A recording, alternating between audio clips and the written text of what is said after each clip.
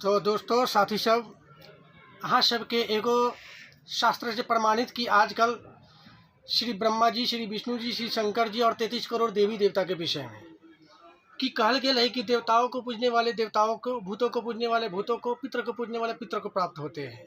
माने ये सब के गति है कि ना है, आई के विषय में अपने के श्रीमद् भगवद गीता के अपने के प्रमाणित करके देसी मालिक के दया से गीता अध्याय 9 श्लोक 25 में ला चलो। ये श्रीमद् भगवद गीता परिच्छेद अन्वय साधारण भाषा टीका गीता प्रेस गोरखपुर जय दयाल गोविंद का अध्याय 9 श्लोक 25 अहाँ देख सकै छियै। अध्याय 9 श्लोक 25 इमा कथी कहले है कि देवताओं को पूजने वाले देवताओं को प्राप्त होते हैं, पितरों को पूजने वाले पितरों को प्राप्त होते हैं, भूतों को पूजने वाले भूतों को प्राप्त होते हैं और मेरा पूजन करने वाले मुझको ही प्राप्त होते हैं, इसलिए भक्तों को पूर्ण जन्म नहीं होता।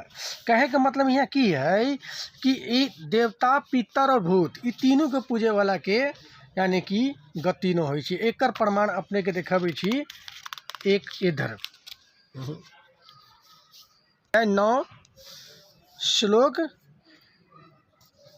21 में इमा कथी कहले है, पहले आगे से पीछे पहले आओ 20 में तीनों वेदों में विधान किए हुए सकाम कर्मों को करने वाले, सोम रस को पीने वाले, पाप रहित मुझको यज्ञों द्वारा पूजकर स्वर्ग की प्राप्ति चाहते हैं।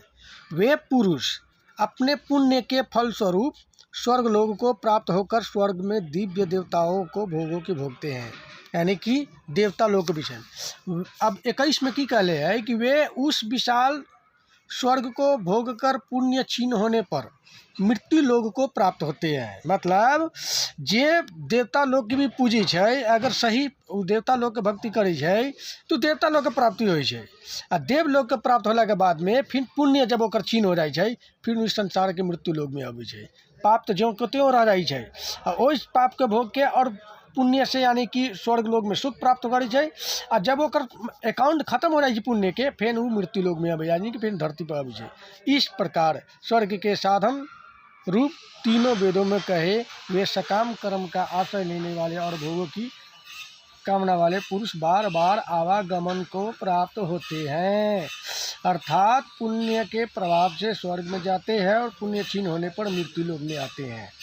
देख लेली प्रमाण। कहे का मतलब यहाँ की भेलै कि मोक्ष न मिले। मोक्ष का मतलब की होइ छै परम गति।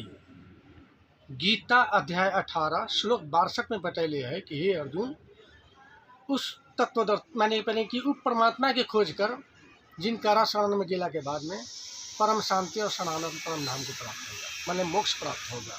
तो ये जे पुण्य क्षीण होके जे आवागमन में है फिर धरती पर हुआ तो मोक्ष क्या भेल जहाँ के चलनी है तही थी।